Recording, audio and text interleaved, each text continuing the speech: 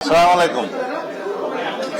আমরা জাতীয় ঐকমত্য কমিশনের বৈঠক থেকে কিছু সময়ের জন্য ওয়াকআউট করেছি।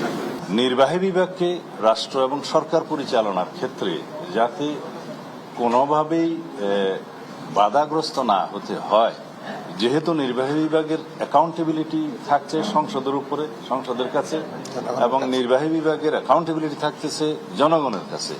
কিন্তু নির্বাহী বিভাগের যদি অথরিটি না থাকে বাট অ্যাকাউন্টেবিলিটি থাকে, রেসপন্সিবিলিটি থাকে, সেটা ঠিক হবে না।